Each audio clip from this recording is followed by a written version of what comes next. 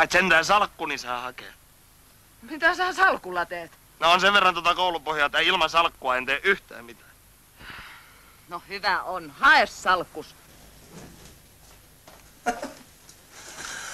Oi, että osaa naiset olla yksinkertaisia. No sen takiahan niiden kanssa mennäänkin naimisiin. No.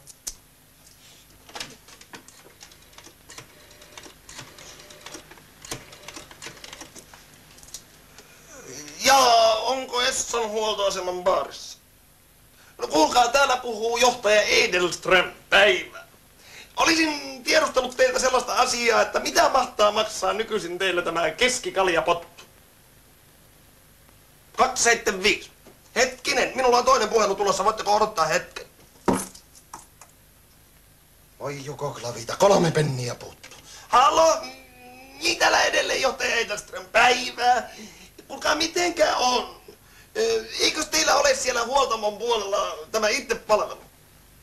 Niin siis, että jos tankkaa itse, niin se on 3 penniä halvempi litralta. Joo, aivan. No koskeeko tämä sama asia myös sitä baarin puolta? Tarkoitan siis sillä tavalla, että jos ottaa keskikaljapullo itse hyllyltä, niin se on 3 penniä halvempi kanssa. Ja miksei? Miksei? Kuka eipä siellä ollenkaan selitetä. Minä tunnen henkilökohtaisesti erittäin hyvin tämän Esson pääjohtajan, tämän Veijo Esson. Tästä voi tulla teille, kuulkaa, valitus vielä. No mitenkäs on tämmönen juttu, että myytäänkö teille sitä keskikaljaa laseittain vai pitääkö ostaa koko pottua? Vai niin, mutta tämähän on kytkykauppa. Tästä voi tulla, kuulkaa, syyte. Siis jos asiakas haluaa vaan lasillisen, niin te myytte vaan koko potu ja revitte täyteen hinnan. Sitten kun ihminen joutuu ostamaan koko pullon, sen on juotava kaikki ja sitten alkoholismi lisääntyy. Onko tämä oikeeta alkoholipolitiikkaa? Kysy vaan.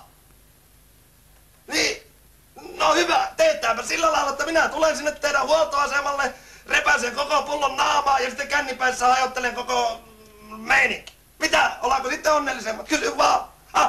Kuulkaa asiasta aivan toisen, jos tämä hyvä ystäväni johtaja Turha Puro sattuu tulemaan sinne teille, niin oletteko ystävällinen ja avaatte hänelle tilin siellä? Niin minä tulen sitten huomenna tekemään takuupaperit kuntoon teidän kanssa. Juu, ja vielä kiltti pikkuinen hetkinen. Jos viittette varata hänelle ikkunapöytä mielellään siitä jostain aivan pajatson läheisyydestä, koska hän nimittäin rakastaa tätä uhmapeliä. Niin. No kiitos, näkemiin. Olipa hyvä keino. Pyörällä.